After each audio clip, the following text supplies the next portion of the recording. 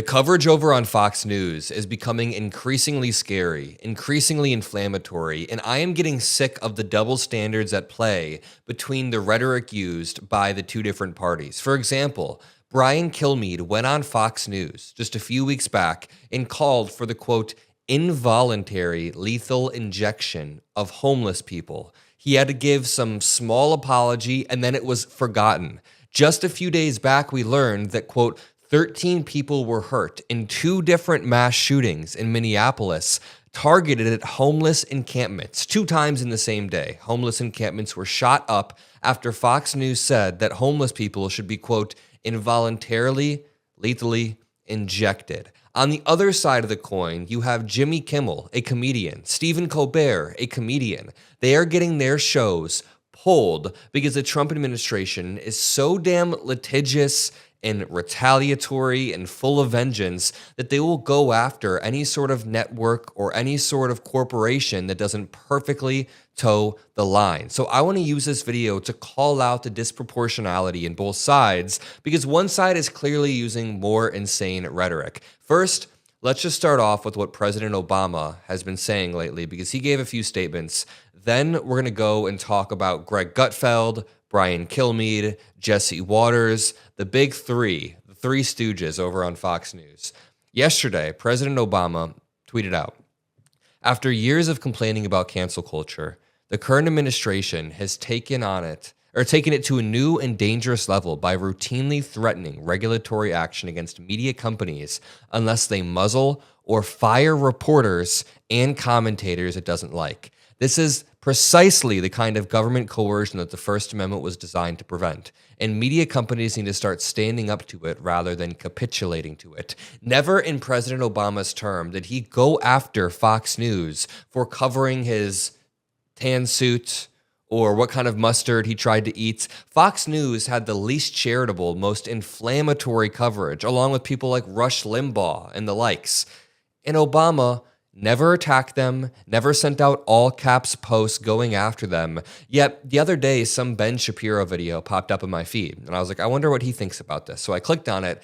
And Ben Shapiro thinks that Obama was the most divisive president we've ever had. Like, what reality are you living in where Obama is a divisive one and not Donald Trump? President Obama then said, just last night, quote, this commentary offers a clear, powerful statement of why freedom of speech is at the heart of democracy and must be defended, whether the speaker is Charlie Kirk or Jimmy Kimmel, whether it's MAGA supporters or MAGA opponents. So President Obama is saying that freedom of speech is incredibly important. Well, over on Fox News, they're free to call for violence and nobody really calls it out, except on the Adam Mockler channel. On a day-by-day basis, we will continue to bring you the facts, bring you the truth, and make sure that this authoritarianism is at least called out and met with some facts. You know, we have a lead policy advisor who brings us the facts every day. We now have a full-time editor. We have a really great team that we're building, and we'd love for you to be on board. So make sure you subscribe below. And let's start off with Greg Gutfeld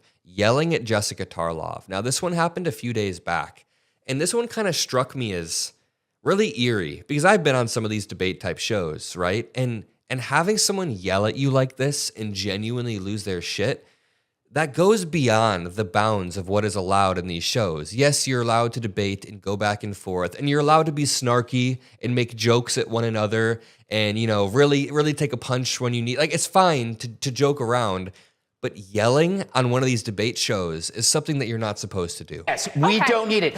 What is interesting here is why is only this happening on the left and not the right? That's all we need to know. What about There's absolutely no cognitive... What about Melissa Hortman that we just talked about? You want to talk about Melissa Hortman? Did you know her name before it happened? None of us did. None of us were spending every single day talking about Mrs. Hortman. I never heard of her until after she died. She doesn't matter?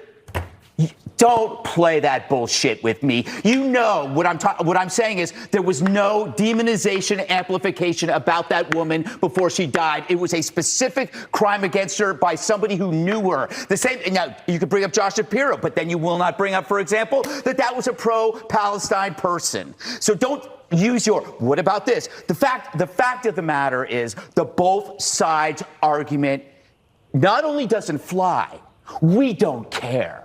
We don't care about your both sides argument. That shit is dead. For one thing, there is no cognitive dissonance on our side. On your side, your beliefs do not match reality, so you're coming up with these rationalizations like, what about this or what about that? We're not doing that because we saw it happen. We saw a young, bright man assassinated, and we know who did it. Okay, that's enough. This guy just went on an absolute temper tantrum live on air. You know, this was the same week Brian Kilmeade called for homeless people to be involuntarily lethally injected. Qasim Rashid points out, quote, ABC fires Kimmel for mocking Trump. CBS fires Colbert for mocking Trump. ABC fires Moran for slamming Miller. MSNBC fires Dowd for calling out hate speech. Fox protects Brian Kilmeade as he calls for Nazi state murder of homeless people. Corporate media has failed us, and there is this double standard where if I say that Brian Kilmeade's statements are kind of fascistic, if I say that Brian Kilmeade's comments were pretty fascistic, if I come out and say I think it is very authoritarian and fascistic to call for homeless people to be lethally injected, they'll say that I'm being divisive, even though he's the one saying this in front of the 3.4 million viewers that they poll on average on Fox News. But then Brian Kilmeade had the goal to go on TV last night and say that Jimmy Kimmel took it too far. He may have just taken it a little bit too far. More on that later. The point is that Kimmel's comments went way too far for some television executives. Not for me, not for you, but for them.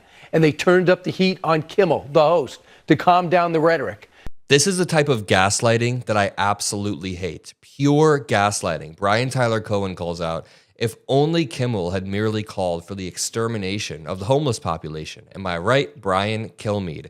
We then have Donald Trump on Air Force One just straight up admitting that he wants to pull the licenses away from shows that give him unfavorable coverage. Yeah, go ahead. Anybody? Mr. President, who would you like to see? Mr. President, are you going to ask Brendan Carr to weigh in on other late night hosts that you have said should be off the air? Late night host is on network television.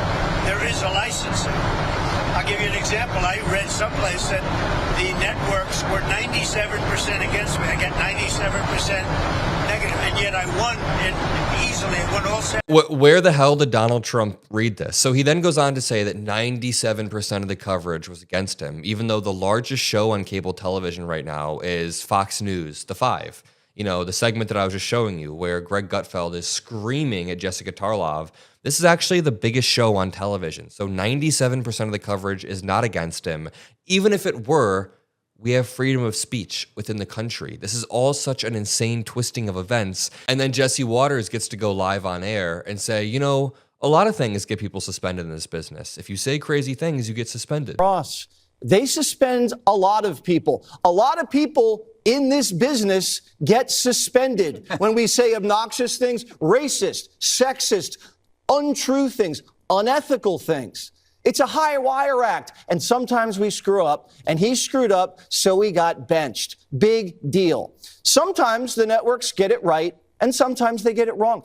The gaslighting here is insane. Okay, if this were coming from anybody else making this point, it's valid. When you're going on live television, it is a, quote, tightrope game or a high wire game where there are repercussions if you get things wrong to a crazy extent.